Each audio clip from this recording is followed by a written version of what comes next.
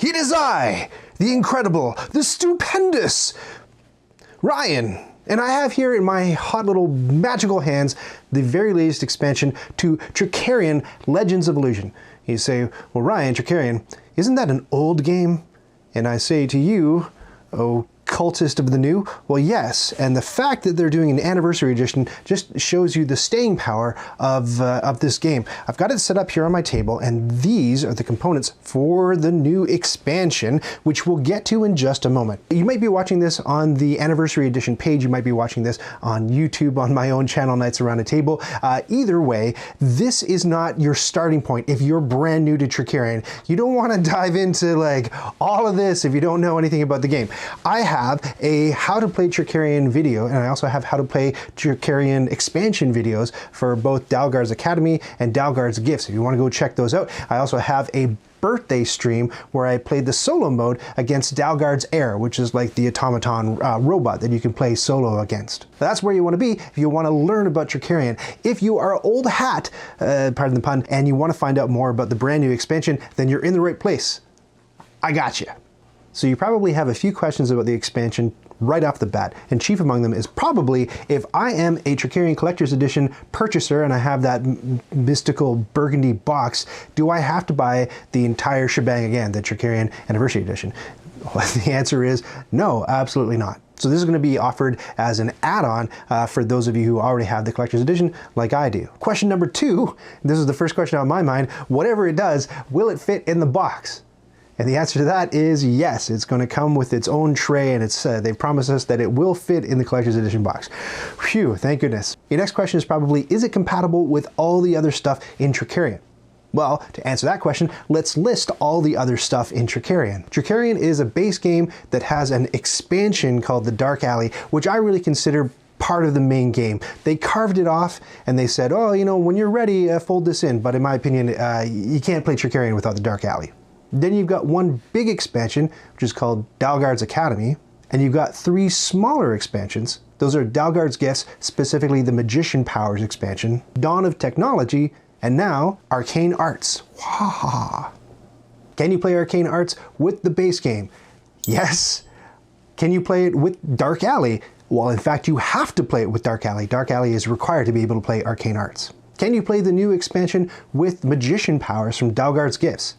It is not recommended, just like it's not recommended that you play with the Magician Powers and Dawn of Technology. Those are kind of like separate things, and they'll kind of get in each other's way because they all happen. You know what, I'm just realizing I can't control this with these gloves on. My equipment's not responding to button presses. Let's get rid of those. I don't even know, they're very slippery. How are you supposed to pull a rabbit out of your hat with those things on your hands? Rabbit's just gonna get away. Here we go. So both Dawn of Technology and the Magician Powers from Dalgard's Gifts take place along the side here, which is why they're kind of incompatible with each other. And then this other smaller expansion, which is Arcane Arts, is incompatible with either of those two. Now, I say incompatible, but like I always tell people, it's your game, you can do whatever you want with it. So you can mix them if you want, but the warning from the designers is that things might get a little bit like loosey-goosey, like the economy won't be as tight. If you're a super expert pro player and you want to just throw everything in and shake it up and play with all of those smaller expansions, I mean, fill your boots, go nuts. But do so with the understanding that it wasn't really designed that way. With all that preamble out of the way, let's take a look at what Arcane Arts is and does. So this is the main event here, is this little board. We've got this new character called the Arcanist. Now, up until this point, if you're into the lore of Trickerion, like I am, all of the tricks that you're doing as magicians are understood to be just that. They're just magic tricks, and there's a lot of technology that's kind of helping them along to trick people and make them think that, you know, magical stuff's happening on stage, but it's not real magic. There's something going on with Dalgard Shards that's a little bit spooky and a little bit creepy and a little bit weird, but it's just technology-based stuff. Now, this guy, the Arcanist, is bringing actual magic into Trickerion. So this character actually knows how to do some real serious magic, and so this is the first time that we're getting actual like magical stuff going on in the game, and it's kind of exciting. So the Arcanist travels around in this wagon. You get this wagon token, and right off the top of the game, you're going to take one player's assignment cards, just their normal assignment cards, not the special ones, and you're going to randomly pick one. Bagoosh, the Academy. So the cart would start in the Academy. Now, I don't have the Academy set up because Trickerion takes up a lot of space, and so there are certain things that I haven't put out on the table. You might also notice that although I said you have to play this with the Dark Alley expansion, I don't actually have the Dark Alley cards set up here, and that's again so that I could conserve a little bit of space, be able to fit everything so you can see it. So if you drew that card, that's where you put the wagon. Let's say that you drew the Market Row card, so we're just going to take that wagon and we're going to stick it in Market Row, or you can put it next to it if you don't want to block the icon. So that's where the Arcanist is for this upcoming round. So what that means is that the Arcanist's wagon has all of these rectangular actions on it that you can avail yourself of if you send one of your characters to the location where the Arcanist is. So if you wind up sending somebody to Market Row, you can do all the normal Market Row stuff as usual, but you can additionally do the Arcanist stuff in the wagon. And then as we go from round to round to round, there's this little key up here that tells us how to move the wagon, right? So if it's in downtown, the next place it goes is to Market Row, and if it's in Market Row, the next place it goes is to the Dark Alley. So at the end of the round, you would pick this wagon up, you'd put it over here in the Dark Alley. So if you're paying attention, you might have noticed that Dalgard's Academy isn't even in this loop, and that's because the board is double-sided. So if you're playing with Dalgard's Academy, you just flip it around to the Dalgard's Academy side, and then that's really the only difference here is that you've now got the Academy in the loop, so it tells you where to put the wagon when you rotate through the rounds. What is the stuff that you can do at the Arcanist's wagon? Well, let's take a look. So the three things that are going on at the Arcanist's wagon are, you've got some dice that you can manipulate, you've got some magical new blue Trickerion shards, and you've got some extra characters that you can hire. And finally, there's this enchantment thing here that sort of bounces off the dice, and we'll explain how that works in a second. I think the most logical and easy thing to teach you first is how those blue Trickerion shards play. So if you remember how to play Trickerion, you'll remember that you can collect these Trickerion shards. And they do different things, but in the base game, they're worth a point each at the end of the game. And when you send your character to a location, like say I send this guy down here to the Market Row, he's got a base 1 action point and then additional 2 action points, so 3 action points total. But what happens if I need 4 action points? Well, I'm completely out of luck, right? Well, no. In the base game, you can spend one of your Trickerion shards to get an extra action point. So this character would now have 4 action points to spend in Market Row doing Market Row things. If you have one of these fancy blue Trickerion shards from the Arcane Arts expansion, woohoo, and you drop it, don't drop it. That means you can spend one of these, and instead of getting 1 action point, you get 2 extra action points from this blue shard. But wait, there's more.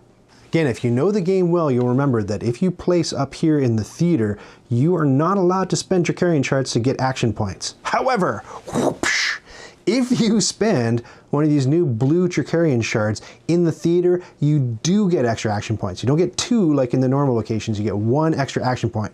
So that's potentially game changing, the fact that you can get an extra action point, squeeze 1 extra one out while you're in the theater, which makes Thursday a lot more interesting to perform in, doesn't it? You know, because now you can set up a ton of tricks or move tricks around. Or if you go Sunday, when you usually get a negative action modifier, well, spend your blue shard, and now instead of getting a -1 action point, boom, you top it up 1. That's pretty cool. Ryan, you say, how do I get blue arcane shards? Let me show you. Now, the first thing to know is that the number of blue arcane shards in the game is limited. And that all depends on how many players you have in the game. So I have this whole thing set up for either a solo game or a 2-player game, and that means there are 4 blue Trickerion shards available. That's it, in the whole game. The way you get them is that you place one of your characters in the same place where the Arcanist's wagon is, and then you take this action, which costs you 1 action point, and you pay 3 money to convert up to 2 of your normal Trickerion shards into an arcane shard, a blue arcane shard. So if you've got 1 Trickerion shard, you pay $3 and you turn it into one of these guys. Or you can pay $3, and if you got 2 shards, you can then turn them into 2 of these guys. So $3 whether you're converting 1 or 2, and it's not $6, it's just $3 flat to convert 2 shards into 2. So, you know, why wouldn't you do 2, pay $3, and you get double the value out of it? Well, like I said, they're limited, right? So while you're, sitting around waiting to build up your Trickerion Shards store to 2, somebody else might swoop in and they might, you know, all the other players might start picking these ones off, and the supply dwindles and dwindles as you play. So at the end of the game, you might be wondering, do they do anything special for me? Well, no, at the end of the game, they're kind of like a use it or lose it thing. If you don't use them by the end of the game, these blue Trickerion Shards just do everything that a normal Trickerion Shard does. So, you know, they're worth a point, and if you have level 36 tricks that use Trickerion Shards, they don't count as double or anything, they count as one single shard. So that is the story with the blue Trickerion Shards, and that's how you get them. So we can knock that one off the list.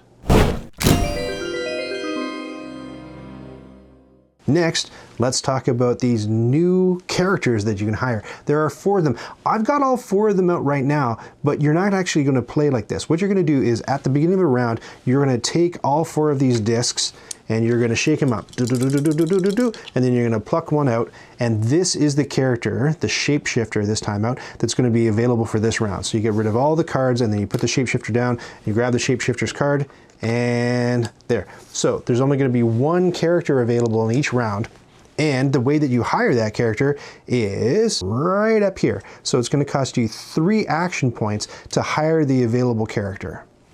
So let's put all the characters back so we can take a look at them in aggregate. There we go. So the new characters are the Golem, the Spectre, the Shapeshifter, and the Trickster.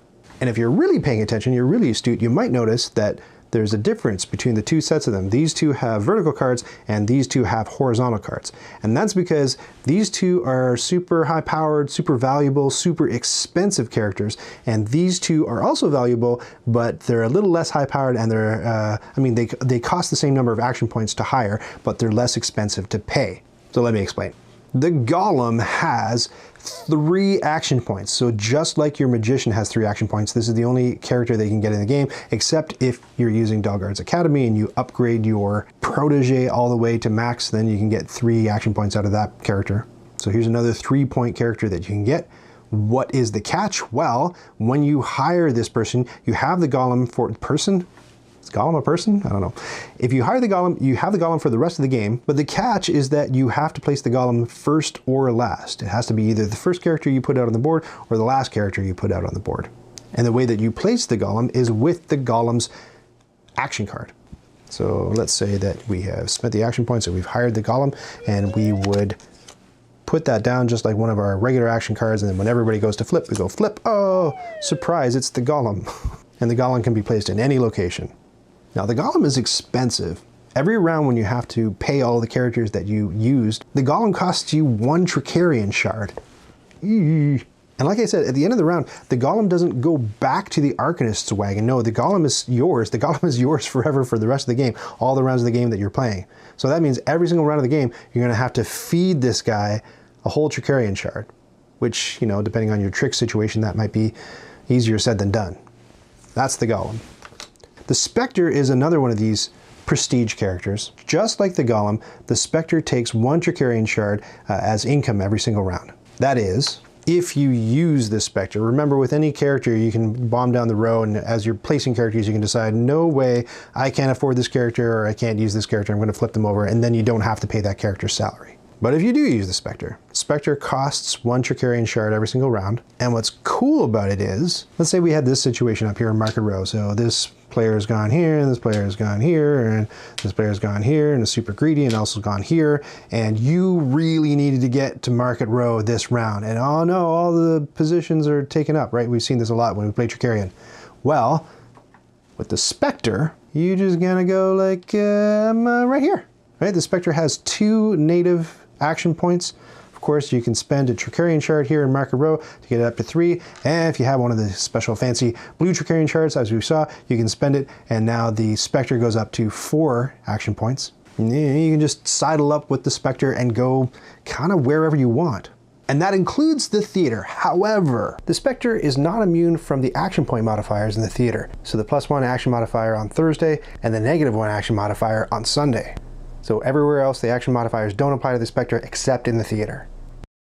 Now you're wondering, like, what does the Spectre count as backstage? Well, is it a manager, or, you know, is it an engineer? No, the Spectre is nothing backstage. So you're going to lose out on some sort of perk or bonus there. But who knows, you might end up with a situation where it's very valuable to claim that Spectre and use it for the rest of the game.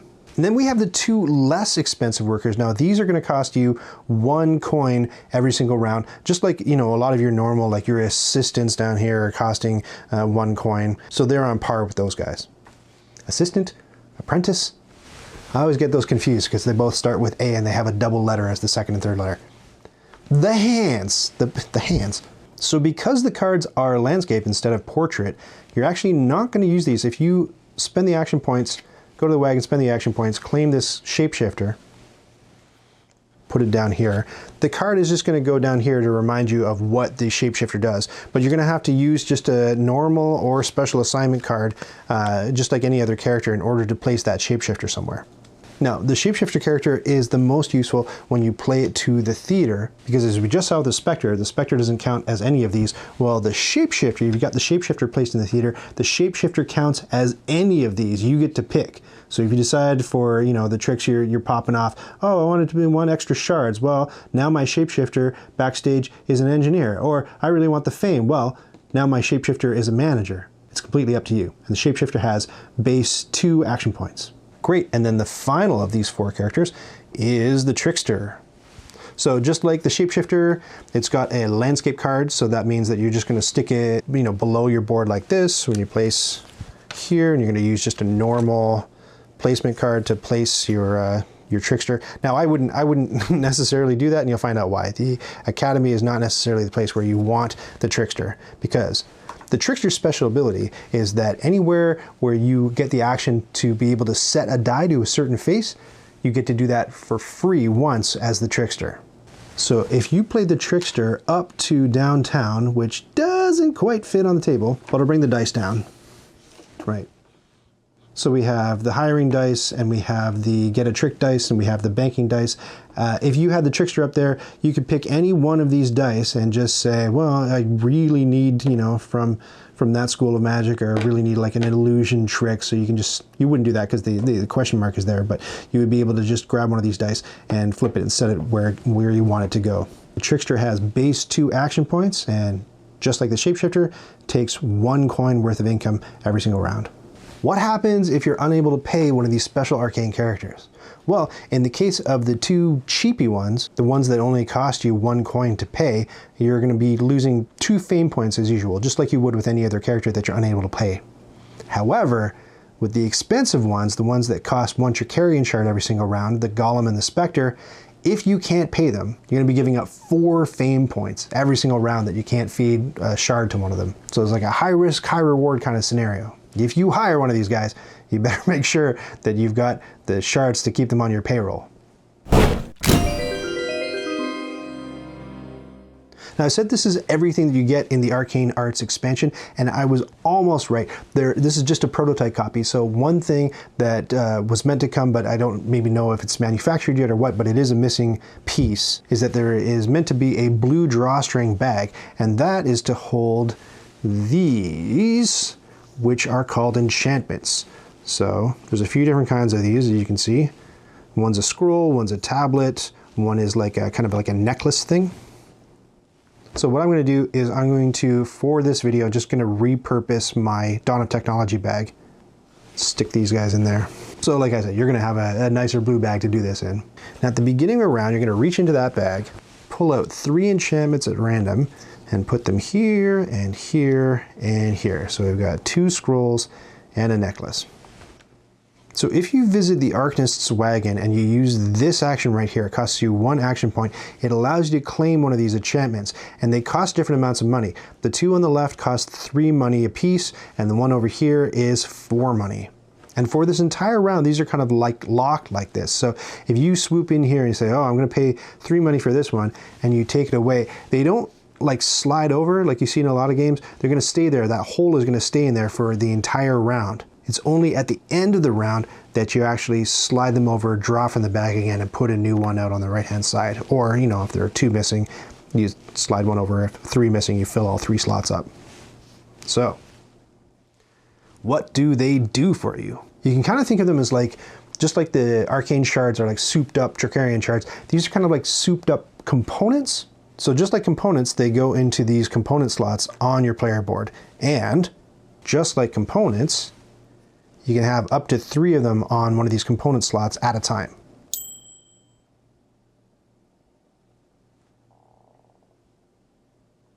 But what's fancy about them is that each one of them will forgive $2 worth of materials when you're prepping a trick. So when you take an action at your workshop to prep a trick and put tokens on it, let's say that we had all the stuff to prepare this trick. We obviously don't, because this is a 36-point trick. What is this doing here?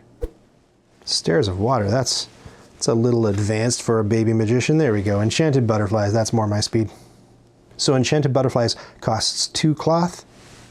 The cost of a cloth, as we know, is $1 a piece. So if we had 1 enchantment when we were prepping this trick, that forgives the $2 cost of these 2 cloths. So even though I don't have the cloth down here, I would be able to take, and like I said, I don't have the game perfectly set up. Obviously at the beginning of the game, I would have a couple of components that are along here and I could use that to set up the trick. But let's just say, for the sake of learning, we use this action, we're able to prep our trick, and this enchantment forgives $2 worth of stuff. Now, when I do that, I actually have to pluck the enchantment off and stick it on the trick. So now this trick is enchanted. What does that mean? Well, it has something to do with these dice. I'll explain that in just one moment. But back to this, sure, it's enchanted and that's cool, and you use this in order to sort of skip ahead, be able to prep the trick even though you didn't have the stuff required. But as I discovered when I played, it's kind of a double-edged sword. Because if you then throw somebody in the theater and then you use both of these trick markers and you put them up on a performance card, so they're gone. Well, now the next time you go to prep this trick, you don't have the enchantment anymore. It's locked up here. You don't get to take it back. It's like stuck on the trick. And you still don't have those 2 cloth. So what do? Well, maybe you revisit the wagon and you were able to purchase another one of these enchantments and you think, oh, look, then I can use these when I prep the trick. You know, I have somebody here, so I can grab this enchantment and forgive the 2 cloth again and stick that on my card. But no, because the rule is you can only have 1 of each kind of enchantment on a trick. So if you've already got a scroll on there, you can't put a second scroll on there. That one's stuck down here. So you're gonna have to put either a necklace or a tablet on here if you want to do that again. My advice, don't use these enchantments to fast track your way through a trick that only takes 1 trick marker. That's a very bad idea. I also want to point this situation out. Let's say that we bought 2 of these, and we can do that. We can stack up to 3 of them just like components. And I'm going to swap this out for that trickier trick that we had earlier.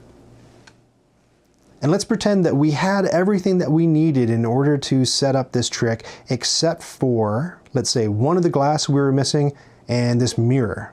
So the mirror is worth $3, 1 of the glass, that's worth $1. So that's $4 total that we're out. We don't have the stuff to prepare this trick. And we take the prepare trick action, but look, we've got these 2 scrolls, and we know that enchantments are able to cover off $2 worth of materials on a trick. So that's worth $2, that's worth $2. So because we have these enchantments, we are able to forgive $4 worth of stuff. We can forgive the mirror, and we can forgive 1 of the glass, for example. Or, if you just want to math it out, you could forgive the rope and 1 of the glass. Or you could forgive both oil cans, for example. And then it wouldn't be Trickerion if there wasn't a slightly weird rule about the moving of tokens around to things. You say, oh, I used both scrolls to cover off $2 of missing materials on this trick. So I would obviously take these 2 enchantments and put them on the trick, right? No, not quite. No matter how many enchantments you bring to bear in forgiving the cost of some supplies that you're missing, you only ever pluck 1 off the stack and stick it on the trick to enchant the trick. So you get to hang on to this one, and then, say later, if you had this trick, enchanted butterflies, and you went to set it up, you could use this scroll and you could say, oh, I forgive the 2 cloth and put that enchantment on it. Now you have no more enchantments. You got to go back to the Arcanist's wagon and, you know, buy some more. So that's already powerful and valuable, right? Using enchantments to forgive certain goods in order to prepare your trick. But there's a further benefit to having enchanted tricks performed in the theater. And that's where these dice come into play. You got a black die and you got a blue die. The blue die is all prizes and the black die is how you get the prizes. What this means is, for this round, if you or anybody performs a trick that has a scroll enchantment on it, then you get the prize on the blue die. And the prize on the blue die is 1 Trickerion shard. You can also get 1 money and 1 fame. You can get 3 money. You can get a certain number of fame depending on the level of the trick. This is draw 2 special assignment cards and discard 1. valuable stuff. And just like the 3 sets of dice up in downtown, you roll these 2 dice at the beginning of the round, and that's how they're set. Unless you send somebody to a location where the Arcanist's wagon is, and then you can use one of these 2 actions. So if you spend 1 action point, you get to adjust which prize is earned on this light blue die. If you spend an action point, you get to adjust what triggers that prize. So which enchantment is going to make that prize pop off. You're allowed to pay action points to do one or the other or both. And remember, if you've got the Trickster in your employ, you can do one or the other of those for free. And then once you set one die or the other, depending on how many action points you spend, or if you use the Trickster, it's free. Once you do that, you're able to take these dice and you put them up in the theater. The reason you do that is now you're saying those are locked. So nobody else can take these actions and manipulate the dice anymore. This is what this is all about. It shows the theater, it shows the dice, and it shows a lock icon. So once somebody manipulates one or the other die, or both, they get stuck up in the theater and then they get locked, and that is it for that round. So if you're really hoping to get a certain prize from performing your enchanted tricks in the theater, hop on that dice action.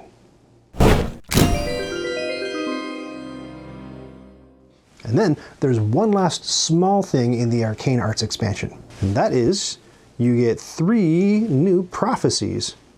So the rulebook instructs you to take 3 specific prophecies out of your prophecy stack, weed them out of the game, and stick these ones in, shuffle them in instead. So what do? Well, this one means that if one of your enchanted tricks gets performed, you get double the prize on the prize die. This one means that if one of your enchanted tricks gets performed, it doesn't matter what's showing on the black die. Any and all of your enchanted tricks will pop off and get you a prize.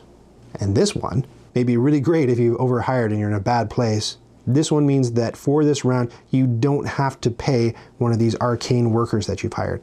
So you don't have to pay the coin to the Shapeshifter or the Trickster. You don't have to pay a Trickerion shard to the Golem or the Spectre. And that is everything that you need to know about the new Arcane Arts expansion for Trickerion. It's going to be available in the special anniversary edition, or if you already own the Trickerion Collector's Edition, you can get this on its own. And I'm pretty sure, though I'm not positive, that if we know how Mindclash operates, this box will be available at retail if you just want to pick this up on its own.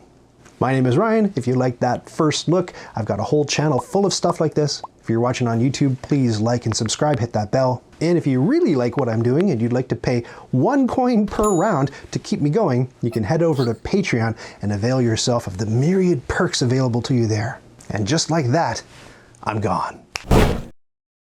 Oh, it's so smoky.